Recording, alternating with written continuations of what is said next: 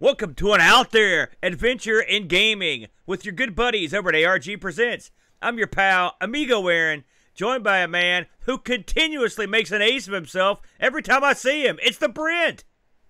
I'm an ace pilot. That's an not ace cook. No, I think you lost on you there. The ace of spades. Yeah, get out. So, last week, if you tuned in, we spun the wheel. We made the exciting deal, the Brent.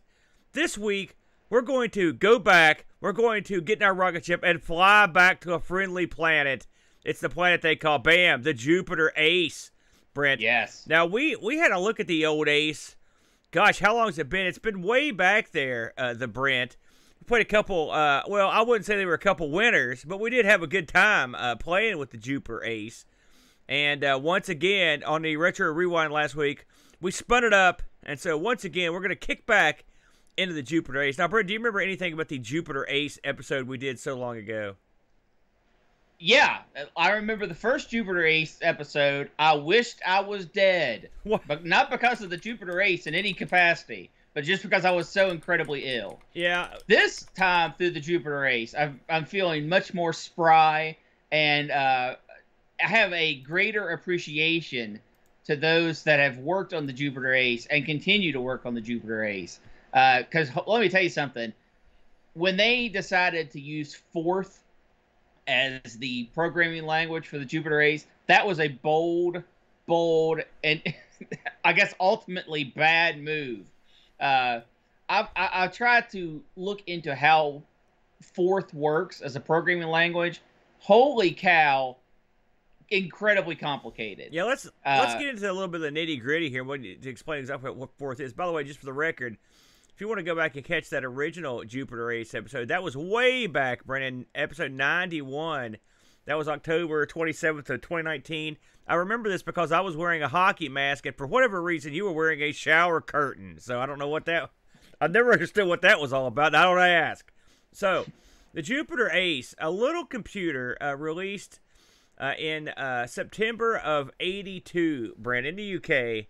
And believe it or not, this also was released in the U.S. In a limited capacity. This thing sold on launch at £89, 95p, if you can believe that. Very cheap.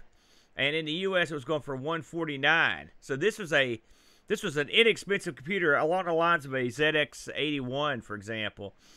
This used a Zilog Z80, running at 3.25 megahertz. Shipped with 3 big K of RAM there, the Brent. This ran TV out, so you had the old TV out, that gimmick. Of course, that's the way they all were back in the day. And then Brent mentioned, and this is probably the thing that most people remember about the Jupiter Ace, is that it ran on the Forth programming language. That was what it used, the Forth, as opposed to, say, BASIC.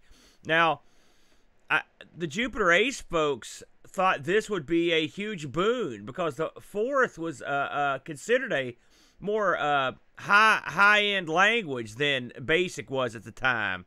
Absolutely. And I mean, listen, it's funny, and we'll get into it when we get into your game, Brent, but Forth had its shortcomings and it had also its advantages.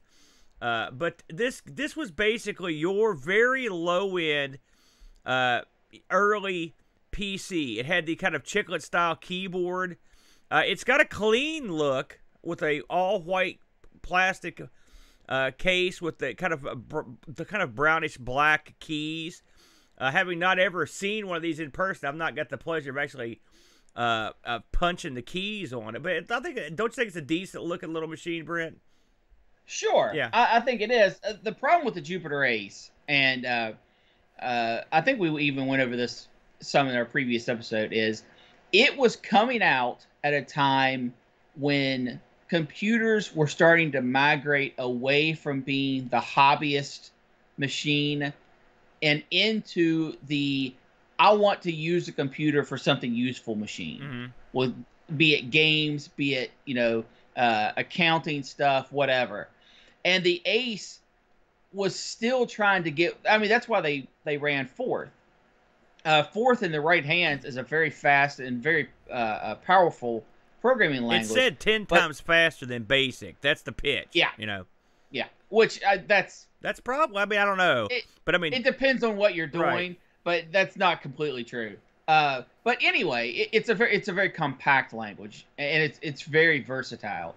But the Jupiter Ace was coming out during a time when people didn't want, that they didn't want to program. They wanted to do. They wanted to have their software loaded up, and have a functional machine.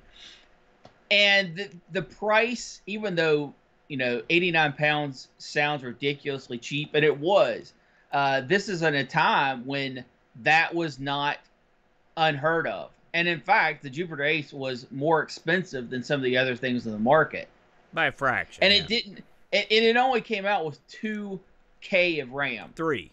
And that was I mean, you had machines coming out where they started at 16K of RAM for a cheaper price. And this is a time, and I'm sure you remember this, Aaron. Remember the 8-bit era where it was 8-bit and then the 16-bit and then 32-bit and 64-bit, right? With like the consoles and stuff. Yeah. And that was a selling point, right? Yeah. Well, RAM was sort of the same thing back in the. That's true. In the early 80s. It was what marked the power of the machine by how much RAM. Right, it had, right. It had nothing to do with the processor. It had nothing to do with anything else. It was how much RAM. If you could put 16K of RAM as on your packaging when everyone else was having 4 or 2 or 1, that just meant you had the best, biggest machine out there, and people were willing to pay a little bit more money for it. When you release at 90 pounds and your packaging says you have 2K of RAM, it was Jupiter Ace simply released too late to be what it wanted to be. And that doesn't mean it's a bad machine, and it doesn't mean that Forth is a bad programming language. It just means it was unfortunately timed, and because of that, it sold horribly and failed in like less than a year. Well, it's funny. This thing did ship with a 16K expansion cartridge that you could push in here, which did give it a little more oomph. And the funny thing is, as we've kind of oscillated on the onboard RAM, and the reason is it really had a couple K of chip. Of sort of like video RAM, then it came also with the basic 1K program RAM. So I guess technically, depending on how you look at this thing could have 1, 2, or 3K, depending on how you want to look at the numbers. And then you can add with 16K. I believe you could expand this all the way up to 32K, if I'm not mistaken. But I think that was some products to do. Yeah, but I think that the 32K came a little bit later, much later actually. Way after the fact. This of course, you would load your stuff on tape. I mean, it's a standard basic thing. And really, if you look at it, it's so slight. It's such a small computer. You mentioned that this thing ran not very long, and you'd be right. From the time they announced the first machine until the time they closed up shop was only 14 months. So there weren't a ton of these shipped. I remember trying to find numbers on this back in the day, and who knows? It's one of those. But it has a dedicated following, mostly because of the Forth language makes it unique. It had an onboard speaker for sound, so one of those gimmicks. That's always kind of amusing when you can get that kind of action out of it. And you could get sound. You could get sound cards as add-ons. Yeah. It's funny. I was reading the information on this thing, and one of the things that caught my eye was they're talking about how many people worked for what was known as Jupiter Cantab, which is like sort of like the mother company of Jupiter Ace. They said from the time the entire company was started and ended, they never had above 5 people working for them. So that's astounding to me. We do know that when they went out of business, there were 1,600 Jupiter Aces still in storage. So we can assume that let's say they sold. I can't imagine 3 times that. Yeah, I can't imagine more than 6,000 of these on top of that 1,600. That might be a very that's high, probably very generous. Yeah, a high statement there. But again, they were banking on something here that just didn't happen.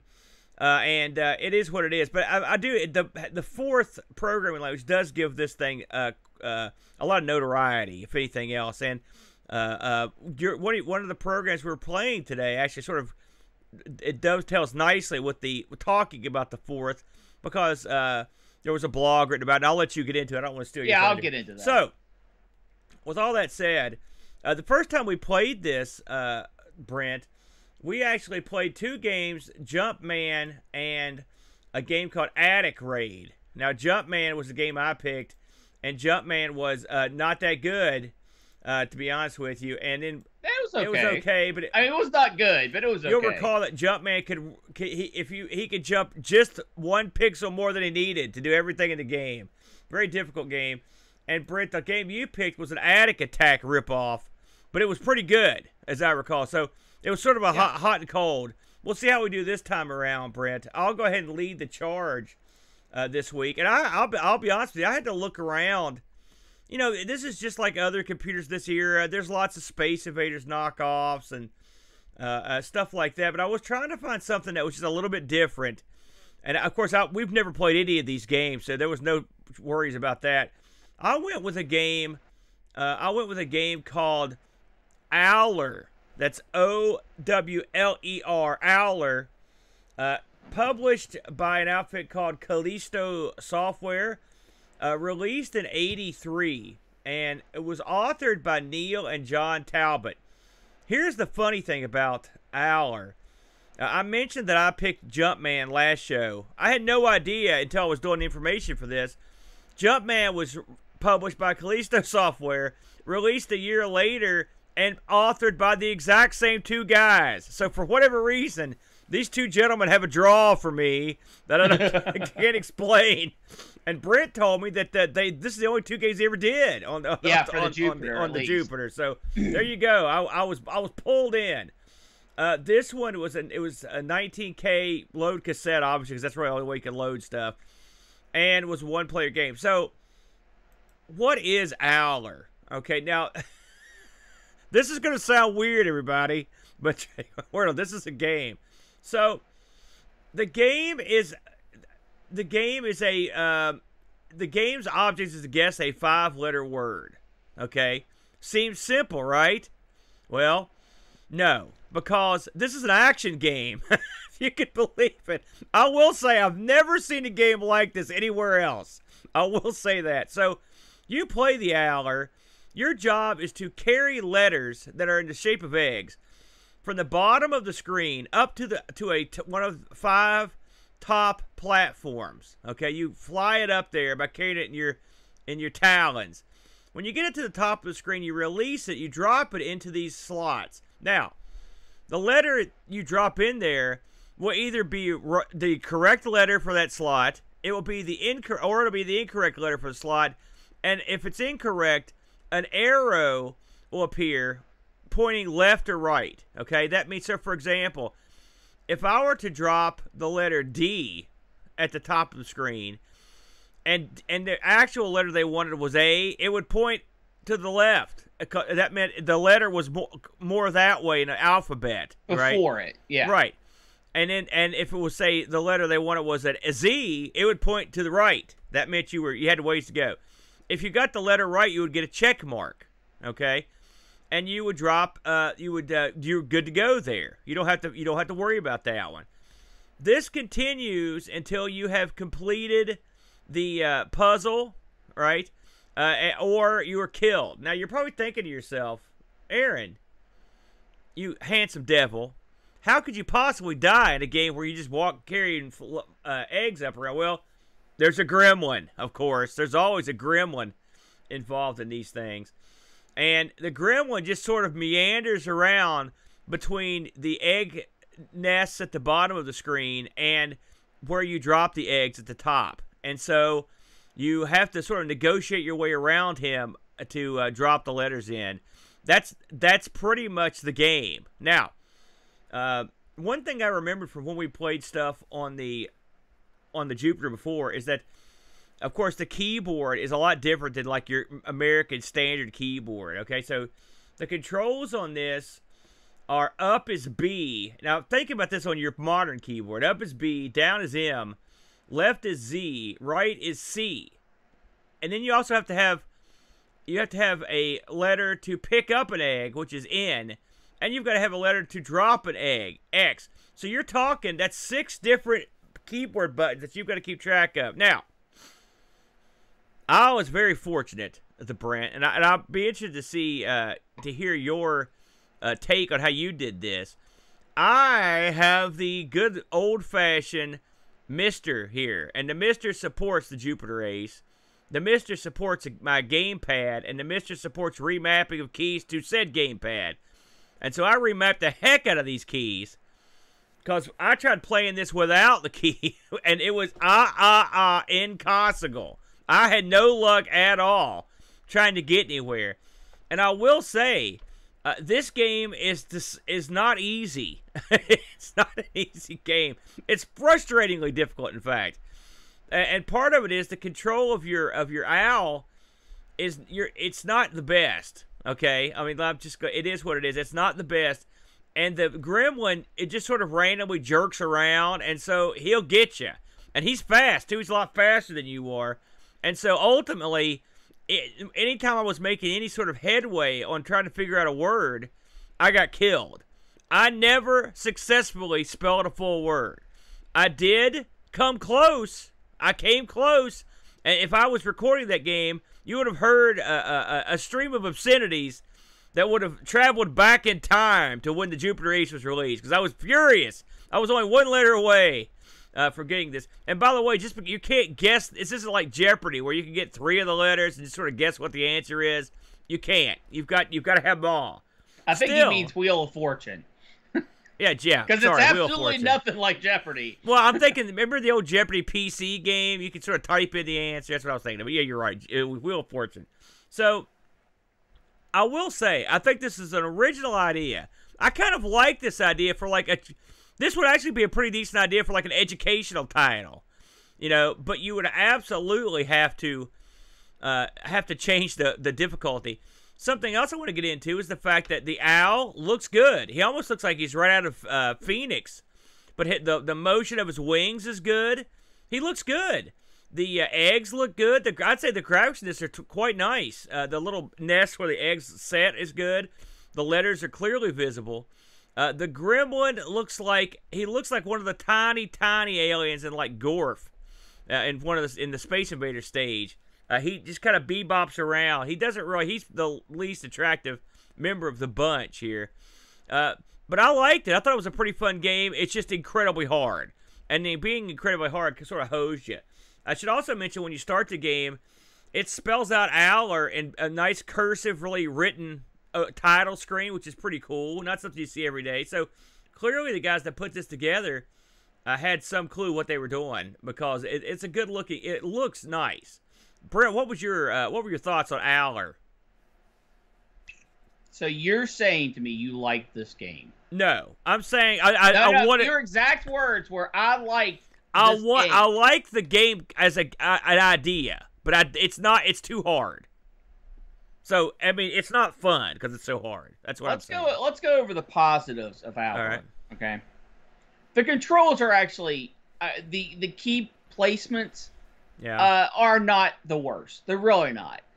Left and right and pick up an egg and drop an egg, those are fine. Having up and down be on keys that are side by side instead of up and down kind of sucks, but it's not the end of the world, because for the most part this isn't pinpoint action precision needed game. I mean, you just go up, down, left, right.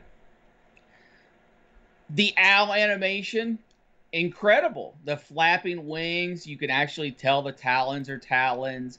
You can, everything looks like what it's supposed to. There are some graphical glitches when you pick up an egg and when you drop an egg, it has cut off. Because when you pick up an egg, it's egg-shaped, but when you actually have it in your talons, it's just square. And the game was very glitchy. You can drop an egg, and it won't go into the little slot it's supposed to, and it just kind of hovers there. You have to put these in you have to drop them from the exact right spot. You're right, and that was incredibly frustrating. I will say, yeah. The gremlin is just there because they had to have a way for you to die.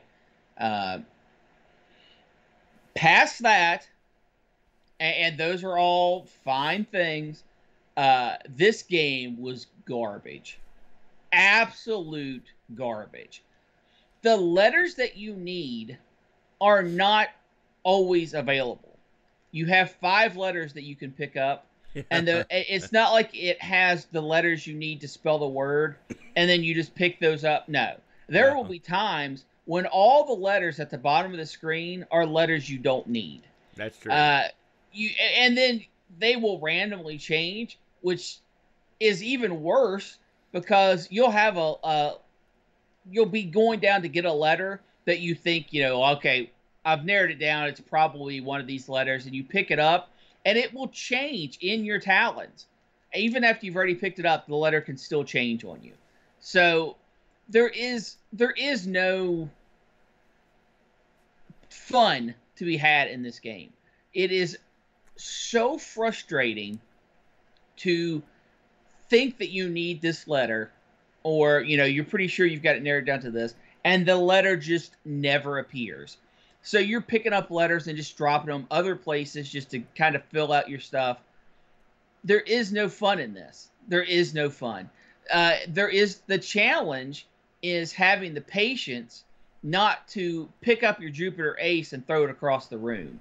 There are beeps and boops to this that the beeps make no sense. Every once in a while, the game would just beep for me. I assumed there was some sort of a keyboard overload when it did that, but I wasn't sure. No, I could be not pressing any keys at all and it beep. Maybe the owl is making a noise. Sure, why not? It is bad when you confuse in-game audio with error messages. I will say, I'm not going to lie, that's not a good feature. I think there's a time limit. There's a counter that's counting up, and it looks like it's counting up to 5,000. Yeah. I never ran out of time because I only played this game for about 15 minutes. I could not stomach the concept's kind of fun. Having letters that go, up or down depending on where you place it. The execution is just awful. Do not waste your time emulating this game. I think maybe if it was, I don't know how you save this. By having random letters at the bottom that don't necessarily go to the word that you're going to. Aaron, do you remember any of the words that you had?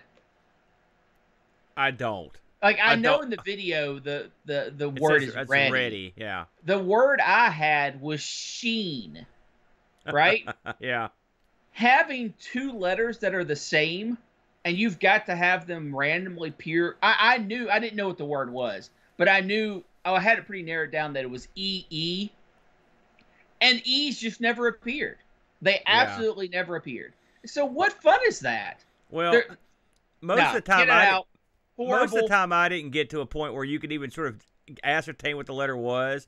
Because for me, it was a moral victory just to get an egg up to the thing and then actually have it go into the slide. Listen, I'm not going to sit here and sugarcoat it. It's not that I had high hopes. You can imagine seeing this being played and you're like, hey, that looks interesting. There's a lot of depth to that. So when I saw a little tidbit of it, I was like, here's my game. And ultimately, the execution on it was not that good. I hate to bury it, but it was not that good. I know how to fix this. All right. You put the X in just like the game's exactly the way it is now, right? But at some point, you're allowed to type in what you think the word is. That would have made all the difference in the world. And if you're wrong, you die. Or you lose a life. Because you only get 1 life in the game, too. Which is stupid. That would make the game very playable. Because you're not just going to get 1 or 2 eggs in somewhat right positions and be able to guess a 5-letter word. But if you having to wait for the letters that you think go to the places they need to go is so boring. It's so tedious. So I think I think this is worth a play if you've got like a Mister. Hold on. And you can map your stick, and you want to at least experience the game, because there are good parts to the graphics and whatnot. But ultimately, like Britt said, this is one you're gonna fiddle with for a few minutes, and then it's gonna go away, unfortunately. So yeah, there's no redeeming quality to play this game. Well, if you're curious, look up a video. Graphical tour de force. That's what I would say. Oh, give me a break. And the audio is exquisite. That's for sure. Aaron, get this garbage out of here. Let's move on to a game that's awesome. Wait a minute now. Garbage? Yeah, you have failed us on the Jupiter for the last time. Listen, what do you want? I didn't know. Next time the Jupiter spins, I'm just going to solo the show. You're killing me apparently here. I'm the only one that can find good games on the Jupiter. Oh, my God. You two, listen, I'm not going to even go there. So, with all that said, you can't buy, unfortunately. Owler is not available for purchase on the on eBay, but it is available for download. Archive.org will set you up with the entire Jupiter collection. Now, Brent picked his game with as the second the show ended, he swooped in like the Owler to grab the best thing out there. Allegedly, we'll see. Brent, what do you have this week? I am taking a look at a piece of modern Jupiter Ace software in Tut Tut.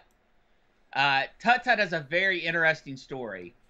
It was actually released on the Spectrum in 2019, and was made by a guy called David Stephenson, and he made it for the Spectrum. and a little man named George Beckett saw it and said, "A little man." Yeah. A little man named George Beckett said, "You know what?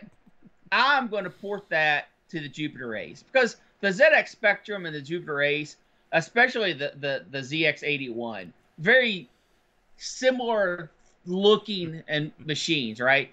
Absolute nothing the same, because one's using basics and one's using fourth. And David had programmed this in basic. So George Beckett decided, I'm going to bring this bad boy into fourth. And so he did. And he actually wrote a very detailed blog that you can go over to ZX81 Keyboard Adventure and look up Tut Tut on the Jupiter Ace and read his insight into some of his history, how he didn't actually start programming for the Jupiter Ace until, recent times. But his adventure in how this was sort of like a game he had already played around with, and his follies into the fourth programming language. And something I want to mention about the fourth programming language.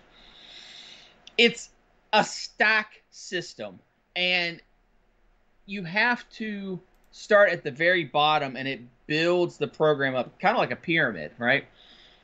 And you can actually add commands to the fourth system by defining new commands. And my understanding, which is very rudimentary, very basic, is if you make them, you could add a command, right? Let's say you're going to add the command, I don't know, whistle. And when you use the whistle command, that makes a sequence of beeps. So you have this whistle command, and you add it to the fourth programming language. And then you're like, you know what? I'm going to change whistle command. So I have to, the sequence of beeps it and exactly what I want it to be. So I'm going to redefine what whistle means, how it programs. I'm going to take this out and put the new whistle command in. If you don't remove the old whistle command, and then you keep programming on top of that, because it programs in stacks, that's it. You're screwed. You can't go back. There is no drilling back down into the stack to get to something and fixing it and then heading back up. So if you make a mistake at the bottom, you have to start completely over. And that just sounds incredibly devastating for a programming language. Now, the upside of fourth is it's fast. and it can do a lot of things really fast. And that was very important for bringing Tut Tut from the Spectrum over to the Jupiter Ace. On the Spectrum, if you watch some of the videos for it, especially some of the earlier stuff, when it draws the levels, it's very slow. It's a very slow and tedious process of the levels drawing out. Whereas on the Jupiter Ace, man, it is just done. It does it really fast. So what is Jupiter Ace? I guess, or what is Tut Tut? We should go into it real quick. Tut Tut is a maze chase game that you play as an architect, and you are going through Egyptian tombs, and you are gathering different jewels and amulets and stuff for score, and you're avoiding mummies, and you have to figure out different puzzles. And the way the puzzles work is there are 4 keys, numbered 1, 2, 3, 4. And if you have a key that corresponds with a block, you can shove that block. So if you have the 1 key, you could shove the 1 block and open up the path. And then the 4th key is used, you run into the 4th block, and it's an exit. So it's a puzzle maze chase game. And the very first levels are very easy, very rudimentary. It's just about collecting the gems, figuring out the controls. And the later levels are very mind-blowing, and it is not uncommon to put yourself in a situation where you have to actually reset the board to figure out what needs to be done. Using different techniques for the 4th language, this was able to incorporate all of the expansion levels that was made for the ZX81, and all of this compresses down to work on a 16K Jupiter Ace, which is incredibly amazing. Now it's black and white. That's 100% true, but everything looks like what it's supposed to look like. The other thing that they were able to do was add special powers. You could pick up a ring that would stop all the movement of different zombies, and certain power-ups like that weren't in the original game. So they really expanded on it, and he did an amazing job. Everything feels good. It sounds good, even though it's just beeps and boops when you pick stuff up. The game plays incredibly well. It is very fast, and the mummies are programmed in such a brilliant way. They walk back and forth in a corridor unless they get to a corner. So if they hit a corner, they make the decision to try to move closer to your guy. In a straight line where there's no corners, it will just bounce back and forth straight line forever. But if it hits a corner and can maneuver to go down a path where you're at, it will. What that allows you to do is, since you're moving blocks around, you can actually decide where the mummies go, which adds a great element, an additional element to the game. Aaron, what did you think of the absolute wonderful Tut Tut? Well, let me just start at the very beginning. All right. I had trouble getting this. I couldn't run this on my Mister, which was a real bummer, because this was only released in tap file form, which is the cassette tape. I couldn't find an ACE file version. Also, there is, as far as I know, there's no way to convert tap file states. I know this is, no one cares about this, but it's not the easiest thing to get going. I had to use an emulator. The original plan was to type it in yourself. Yeah, screw that. So having access to the tape file is a blessing. Well, yeah, it better be. So ultimately, I had to emulate this, and even then, I had trouble. I had to go to a third emulator to get it to work. And it's just really? Okay. It was because I couldn't get Mess to run it. I kept getting an error message with loading. I will say I got to experience the joy of explaining to my son what that hideous noise was. He goes, "What is that?" I'm like, "It's a game." He goes, "It is?" I'm like, he goes, "That's horrible." I was like, "I know," but so that was kind of fun.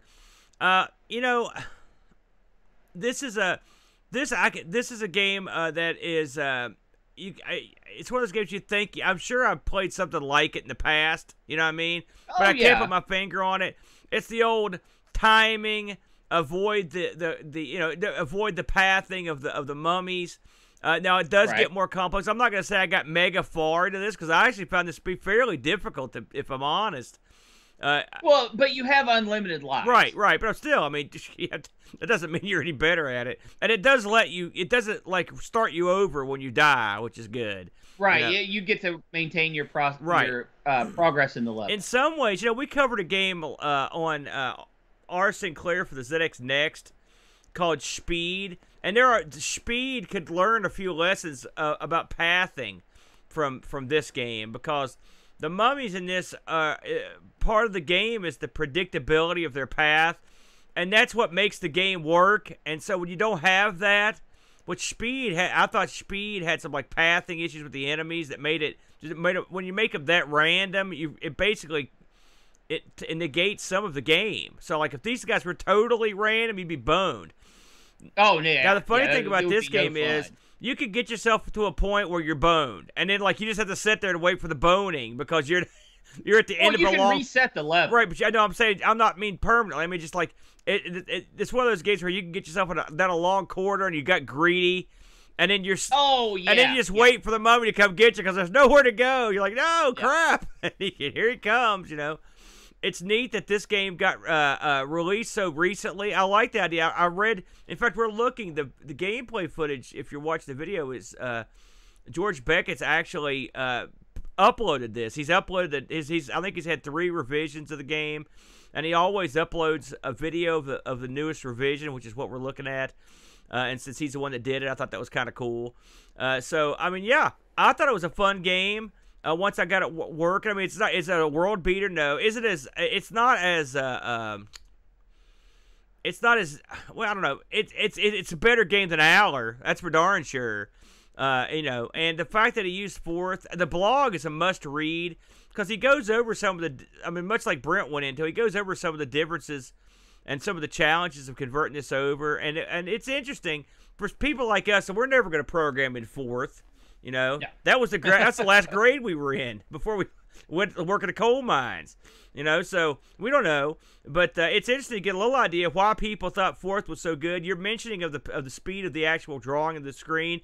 That's relevant because that's what Fourth gave you. You got that little extra oomph. It's not little; it's 10 times as fast. So you got a little more action out of it. The Jupiter Ace is oft compared to the ZX81 for the obvious reasons. I mean, there's a ton of reasons why.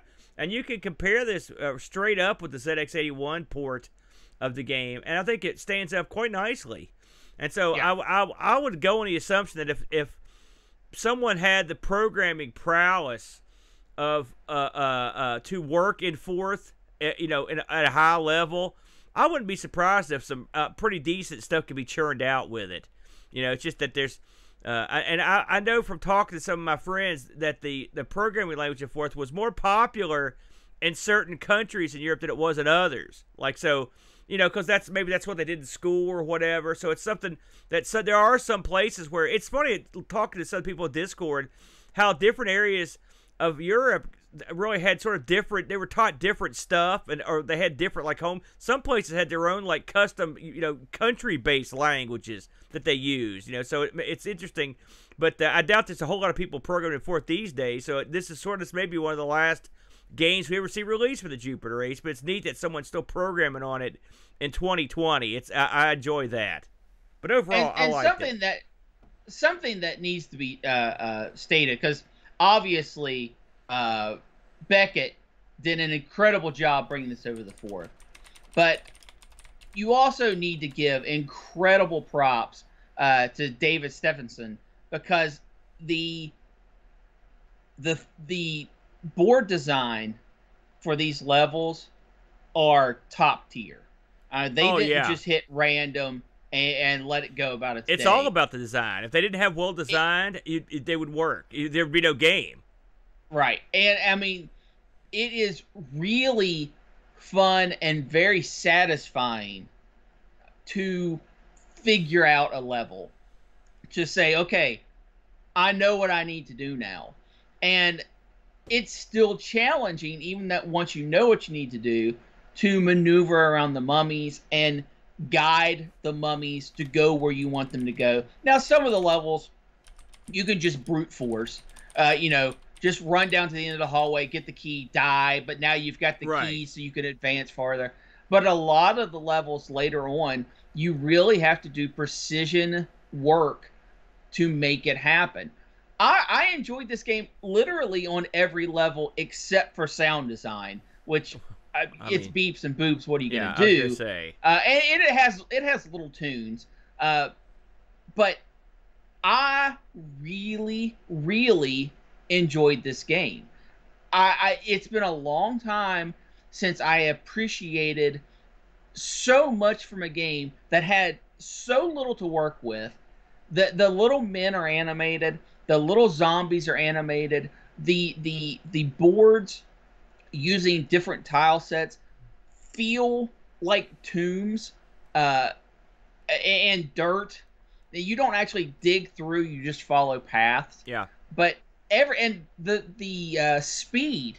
I mean, if you needed your little archaeologist to go fast, you could really tap that button and get them going, or hold the button down and keep the keyboard inputs.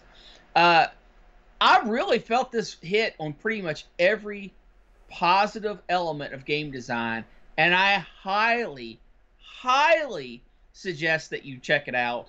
If you can't, if you don't want to work with the Jupiter Ace, you can always load it up on the ZX Spectrum, one of those systems. Yeah. Although I feel like the Jupiter Ace, from the footage I saw, and later revisions might have fixed some of this, but the board draw is so fast on the Jupiter Ace, I think it makes it one of the superior versions. I will say, if you, like Brent said, the good thing about this is you can play this on 3 different platforms. If you play this on the ZX, you do get color on the screen, which would be nice. I haven't played it on there, but I've looked at still shots, and it looks good. But I mean, anywhere you go, it's going to be the same sort of game, and you don't necessarily need color to enhance the overall enjoyment of the game. Yeah, this was a winner, Brent. If I'm honest, I have to say I enjoyed playing it once I got it going. I didn't get to spend a ton of time with it because it took me so long to figure out how to get it played.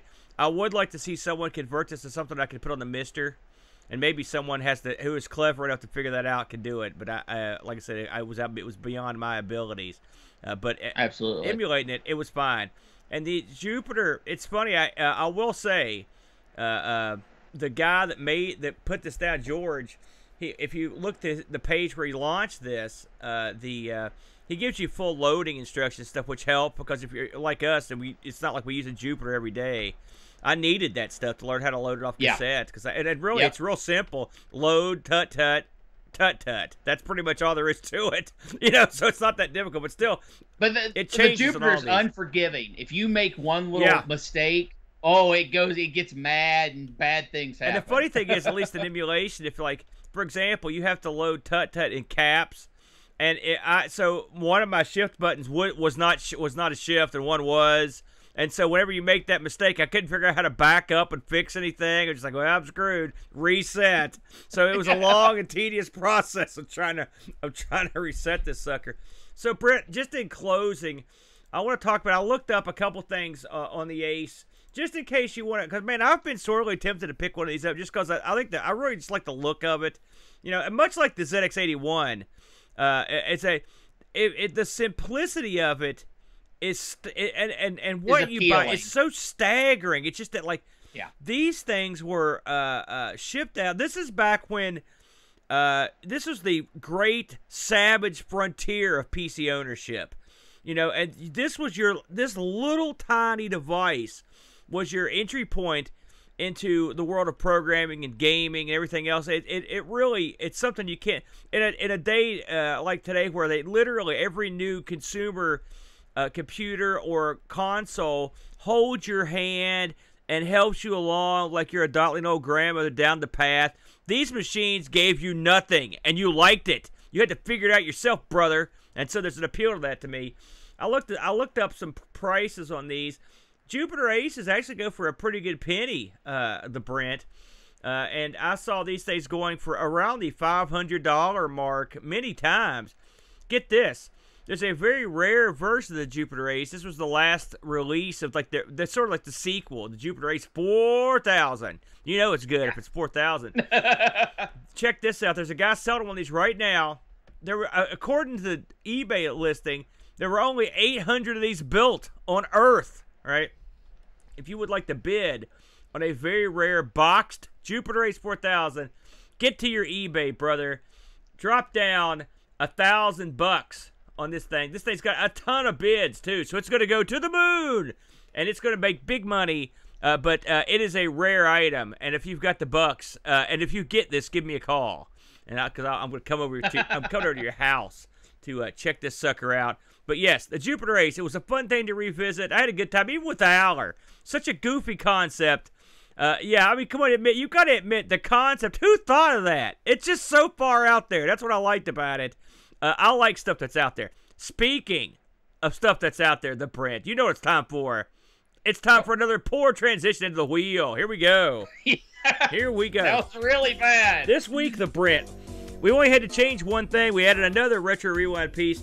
It's the TurboGrafx 16, the Brent. Everyone loves the TurboGrafx. Let's fire this thing up. Do you have any thoughts on what you'd like to see pop up this week on here with the Brent? I'm still begging for some chat choice, man. Oh, my God. But they're insane in the chat. Here we go. Huh! That's a good spin right there, the Brent. And the winner... Oh, sorry, chat choice. Just missed out. The winner on this one are games with single-word titles.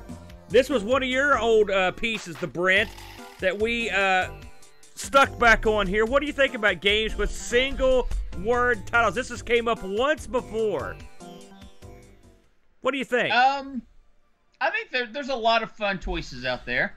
Do we have any sort of do you want to limit this in some way or spice it up in some way, since this is you're the one that suggested single word title? Well, here's what we should do, Aaron. All right. Let's get chat involved, right? Oh, you're dying to get chat involved in this, aren't you? All right, chat, pay attention. Pick a letter for Aaron that has to start Aaron's game, and pick a letter for me. All right, and while we're waiting for chat to make their determinations, I want to talk about the upcoming, the ever-present, bam, it's Amigathon, Brent. Holy smokes, Amigathon, just a little over a month away. This thing, I'm going to make it huge here. This thing, July 24th, 2021. It will be a happening, Brent, as all the various streams merge into one charitable event. We're going to have a lot of great presenters. We're going to have a lot of good times. 12 hours of Amigathon, followed by 12 more hours of streamer Amigathon, where we're going to have all our good buddies, all the great streamers that carry the torch for another 12 hours. We're going to have guys like Wild Wild World of Retro and Jack Flack and Steven Stroh, who signed in as well, is going to participate, plus more names forthcoming. We're also going to have people involved in the show, like Kim Justice is going to be involved, and Amiga Bill. All your favorites will be there. It should be a lot of fun. Every cent, every red cent, the Brent, will go towards the Children's Miracle Network of hospitals. A little money for the children, and always a good thing to give a little charity. It gives you a little bit of gives your soul a kiss, a gentle kiss, for being such a nice person, the Brent. And of course, me and the Brent will be involved. Brent will be in there with us. We'll have a good time. It should be a gathering of all the goofs over at the boat's basement for another good time. It should be a lot of fun here. So that is Amigathon. Please check it out in July. There you go. So what have we come up with, chat room? All right, Aaron. I will let you pick first. The letters you get to pick from are Z, Q, X, P, or K. This is why you don't let chat. You don't let the chat pick, because Z is a letter. And Q? Okay, you pick Z. No, I didn't pick anything. And I will pick... I'll pick... K. No, I'll pick P. I will pick P. Why did you get to pick two times? You get Z. Your game has to start with the letter Z, and my game has to start with the letter P. I think you're incorrect. I picked the letter Z. That's what they like. You don't get to say Z. That gets you in trouble, pal. I learned that early on in the day.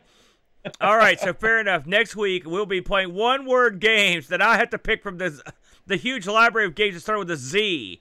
And Brent, you're picking. What are you picking from? Since you waffled 6 times. Yeah, that's great. All right, fair enough. So, with that being said, I think we're out of here. Brent, any final thoughts before we take things into the house? Big thanks to all of our supporters. New supporter video this week, if that's your thing.